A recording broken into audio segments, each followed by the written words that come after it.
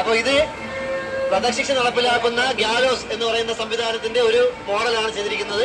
ഇത് കണ്ണൂർ സെൻട്രൽ ജയിലിലെ കഴിവരത്തിന്റെ മോഡലാണ് ചെയ്തിരിക്കുന്നത്. അവിടെ ഒരേ സമയം തന്നെ രണ്ടുപേര് തൂക്കിലേറ്റാനുള്ള സൗകര്യമുണ്ട്. പൂജപ്പുര സെൻട്രൽ ജയിലിൽ ഇതേ സംവിധാനമുണ്ട്. പക്ഷെ ഒരേ സമയം ഒരാളെ മാത്രമേ അവിടെ തൂക്കിലേറ്റാൻ സാധിക്കുകയുള്ളൂ.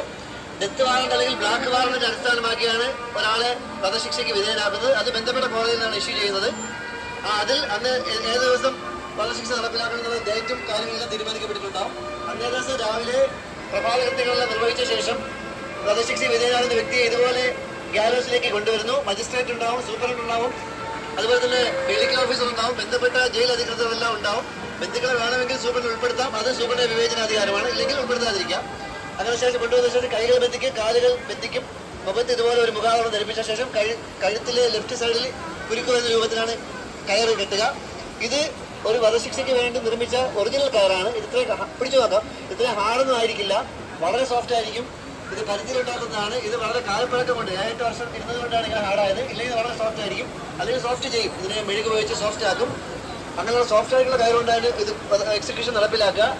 വധശിക്ഷയ്ക്ക് ഉപയോഗിക്കുന്ന കയറ് പിന്നെ ഒരിക്കലും ഉപയോഗിക്കുക. കാരണം ഒരാൾക്ക് വേണ്ടി 3 കയറുകൾ നിർമ്മിക്കും. ഒന്ന് ഡെമ്മിയിട്ട് പരിശോധിക്കാൻ വേണ്ടി, ഒരെണ്ണം എക്സിക്യൂഷൻ നടത്താൻ വേണ്ടി, ഒരെണ്ണം സ്പെയർ ആയിട്ട്. ഈ 3 കയറുകളും വധശിക്ഷ പൂർത്തിയായി കഴിഞ്ഞാൽ കത്തിച്ച് കളയാണ് ചെയ്യുക. വധശിക്ഷ നടപ്പിലാക്കുന്നത് ഇതുപോലെ ലിവർ ഉണ്ടാവും.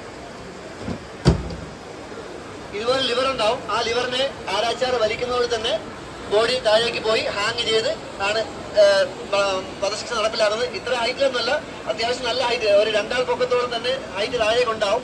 ഇതിപ്പോൾ സ്ഥലപരിമിതി കൊണ്ടാണ്.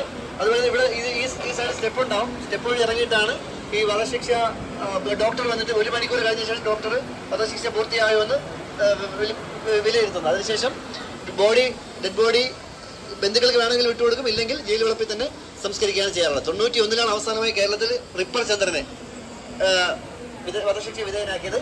ഇന്ത്യയിൽ 2020-ൽ നിർഭയ കേസുമായി ബന്ധപ്പെട്ട 4 പേരെയാണ് ഇന്ത്യയിൽ അവസാനമായിട്ട് തൂക്കിലേറ്റത്. ഇതാണ് ജയിലിലെ സമ്മതം. ഇപ്പോൾ നിലവിൽ 40ഓളം പേര് പല ജയിലുകളിലായിട്ട് കേരളത്തിൽ വധശിക്ഷ പ്രതീക്ഷിച്ചു കഴിയുന്നുണ്ടെങ്കിലും അവർക്കാർക്കും ബ്ലാക്ക് വാറണ്ട് ആയിട്ടില്ലാത്തതിന്റെ പേരിൽ വധശിക്ഷ നടപ്പിലാക്കിയിട്ടില്ല.